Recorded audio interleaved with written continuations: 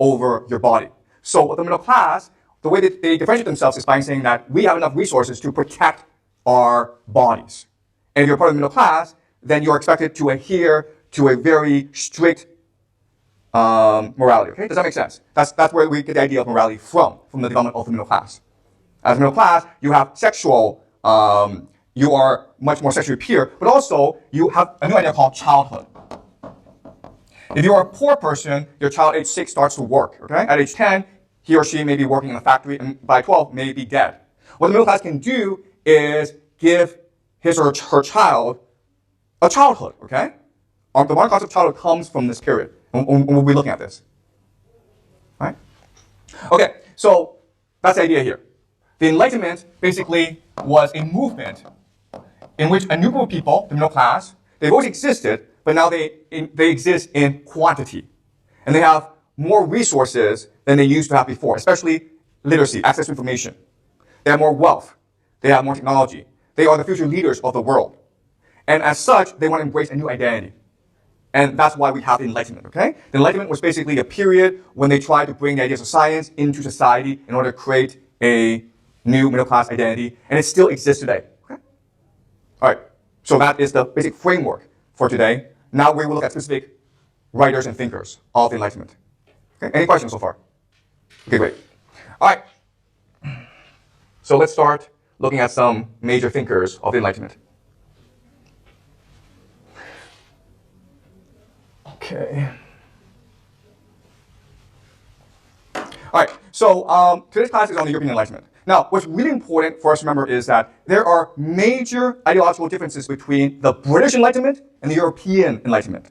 Okay, European just means France, Germany, Netherlands, okay, basically continental Europe. The ideas that develop in Europe will be different from the ideas that develop in Britain.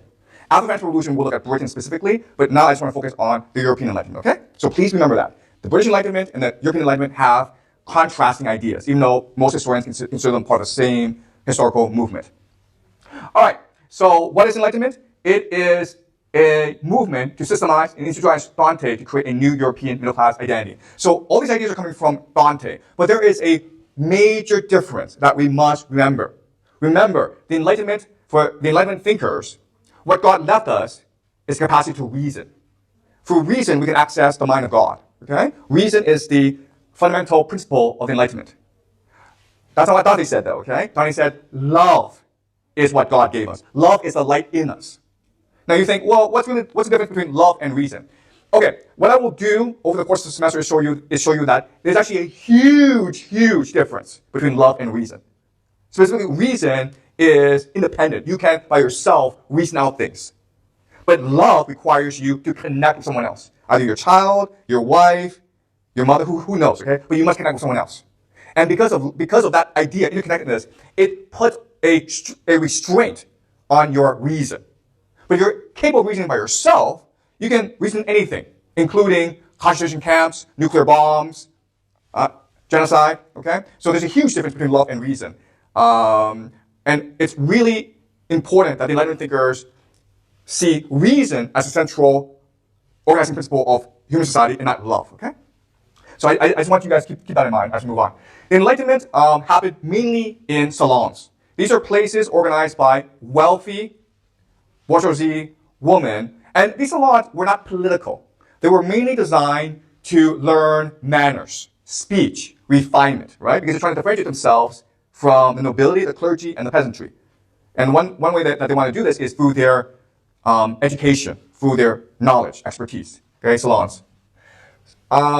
In Britain, they mainly spread ideas through coffee houses, right? Coffee houses. So the idea of meeting at a coffee house comes from this period in Britain. So these women, like Madame Gabbard, were the ones who were driving Enlightenment ideas, okay? And these salons were places for the leading intellectuals of the time to come and debate ideas, right? So these were the leading women of that time. All right. So there are lots and lots of Enlightenment thinkers because this is a time of literacy, right? People want to read. There's a marketplace of ideas. So money can be made from writing books, and that's why you have this explosion of ideas, the marketplace of ideas during this time. But now I want to just go through some of the major thinkers of the Enlightenment, okay? The first major thinker of the Enlightenment is René Descartes. And René Descartes he is a mathematician, he's a philosopher. He wanted to ask two questions. The first question is, how do we know that God exists? And how do we know the soul exists? Okay, these are the two questions that he is trying to grapple with in his philosophy. And he wrote a book called Meditations on First Philosophy. This is a really important book in the development of Western civilization, okay? We will be referring to this book quite often for the rest of the semester. So I want you guys to remember this book, Meditations on First Philosophy. And so he's asking these questions. And let's read a few paragraphs from his book to understand his thinking, okay? It is some years now since I realized how many false opinions I had accepted as true from childhood onwards, and that whatever I had since built on such shaky foundations could only be hotly doubtful. All right. So what he's doing here is saying, okay, I want to know if God exists. But first, I must ask myself, what do I believe?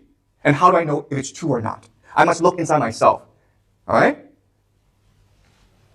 Hence, I saw that at some stage in my life, the whole structure would have to be utterly demolished and that I would have to begin again from the bottom up if I wish to construct something lasting and unshakable in the sciences. And what he's saying here is that after I examine my own beliefs, I recognize that most of my beliefs are not true. Okay? This is a radical departure from previous traditions where you know something is true because someone really smart said it. Okay, you defer to authority, right? That's a practice here we use in China where, well, Confucius said this, so this must be true. And what René Descartes is saying is that, no, that's not true. Okay? I myself have the capacity to know if something is true, and I have a responsibility to reflect and question everything I know. And through that process of self-doubt, self-examination, I can construct something that is more truthful. Okay? And this is the idea of enlightenment. All right? And this is the idea of education. You know, when we try to teach you critical thinking skills, this is what we're trying to do, okay? Trying to get you to question things so that you may construct a more eternal truth. All right. But this seemed to be a massive task, and so I postponed it until I had reached the age when one is as fit as one will ever be to master the various disciplines.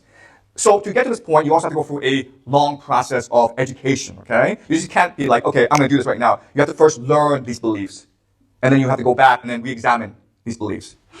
I've delayed so long that now I should be at fault if I use up in deliberating the time that is left for acting. The moment has come, and so today I have discharged my mind from all its cares, and I've carved out a space of untroubled leisure. I've withdrawn into seclusion and shall at last be able to devote myself seriously, without encumbrance, to the task of destroying all my former opinions. Okay, what he's doing here is saying that for me to discover the truth, I have to rely solely on my reason.